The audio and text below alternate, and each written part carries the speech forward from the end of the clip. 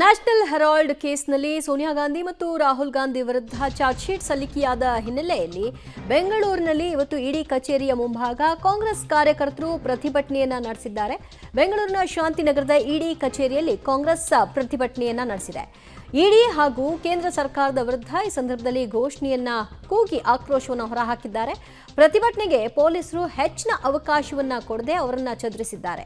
ಪೊಲೀಸರ ಕಣ್ತಪ್ಪಿಸಿ ಇಡಿ ಕಚೇರಿ ಎದುರು ಪ್ರಧಾನಿ ಮೋದಿ ಅವರ ಪ್ರತಿಕೃತಿಯನ್ನ ದಹಿಸುವಂತಹ ಕೆಲಸವನ್ನ ಕೈ ಕಾರ್ಯಕರ್ತರು ನಡೆಸಿದ್ದಾರೆ. ಕಾರ್ಯಕರ್ತರನ್ನ ವಶಕ್ಕೆ ಪಡೆಯುವಂತಹ ಕೆಲಸವನ್ನು ಕೂಡ ಪೊಲೀಸರು ಮಾಡಿದ್ದಾರೆ. ಕೈ ಕಾರ್ಯಕರ್ತರನ್ನ ಬಸ್ನಲ್ಲಿ ತುಂಬಿಕೊಂಡು ಪೊಲೀಸರು ಕರೆದೊಯ್ದಿದ್ದಾರೆ. ಸೋನಿಯಾ ಮತ್ತು ರಾಹುಲ್ ಗಾಂಧಿ ವಿರುದ್ಧ ಇಡಿ ಚಾರ್ಜ್ ಶೀಟ್ ಆಯಿತು, ಆಸ್ತಿ ಮುಟ್ಟುಗೋಲಿಗೆ ಮುಂದಾಗಿದೆ. ಇದರ ಬೆನ್ನಲ್ಲೇ ಇದು ರಾಜಕೀಯ ಪ್ರೇರಿತ ಅಂತ ಹೇಳಿ ದೇಶಾದ್ಯಂತ ಅಲ್ಲಲ್ಲಿ ಪ್ರತಿಭಟನೆಗಳು ನಡೀತಾ ಇದೆ. ಮತ್ತು ಬೆಂಗಳೂರಿನ ಶಾಂತಿನಗರದ ಇಡಿ ಕಚೇರಿ ಮುಂಭಾಗವೂ ಕೂಡ ಪ್ರತಿಭಟನೆ ನಡೆದಿದೆ. ನೋಡ್ತಾ ಇದ್ರಿ ದೃಶ್ಯದಲ್ಲಿ ಭಾರೀ ಸಂಖ್ಯೆಯಲ್ಲಿ ಕಾಂಗ್ರೆಸ್ನ ಯುವ ಕಾರ್ಯಕರ್ತರು ಜಮಾವಣೆಗೊಂಡಿದ್ದಾರೆ ಮತ್ತು ಪ್ರಧಾನಿ ಮೋದಿ ಅವರ ಪ್ರತಿಕೃತಿಯನ್ನ ದಹಿಸುವಂತಹ ಪ್ರಯತ್ನವನ್ನ ಅಲ್ಲೊಬ್ಬ ಕಾರ್ಯಕರ್ತ ನಡೆಸಿದ. ಈ ಸಂದರ್ಭದಲ್ಲಿ ಪೊಲೀಸರು ಅವನನ್ನ ವಶಕ್ಕೆ ಪಡ್ಕೊಂಡ್ರು.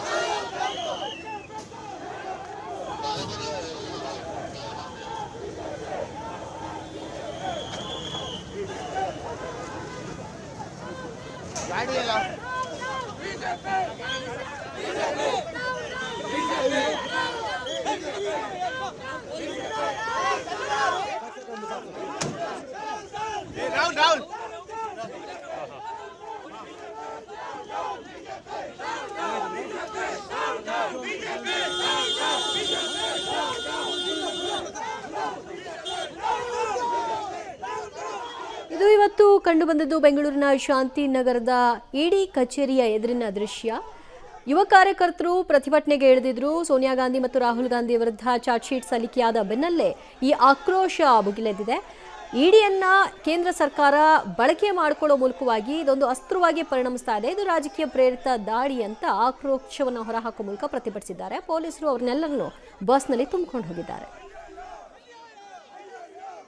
ಇವತ್ತು ರಾಹುಲ್ ಗಾಂಧಿ ಮೇಲೆ, ಸೋನಿಯಾ ಗಾಂಧಿ ಮೇಲೆ, ನಮ್ಮ ಕಾಂಗ್ರೆಸ್ ಮುಖಂಡರ ಮೇಲೆ ಅವರು ಕೇಸ್ ಫೈಲ್ ಮಾಡಿದ್ದಾರೆ. ಅದು ರಾಜಕೀಯ ಪ್ರೇರಿತ ಮನಿ ಲಾಂಡ್ರಿಂಗ್ ಅಂತ ಹೇಳ್ತಾರೆ. ಯಾವ ಮನಿ ಲಾಂಡ್ರಿಂಗ್ ಆಗಿಲ್ಲ. ಒಂದು ಕಂಪನಿ ಚೇಂಜ್ ಮಾಡಿದ್ದಕ್ಕೆ ಯಂಗ್ ಇಂಡಿಯಾ ಅಂತ ಮಾಡಿದ್ದಕ್ಕೆ ಇಂತಹ ಕೆಲಸ ಮಾಡ್ತಾ ಇದ್ದಾರೆ.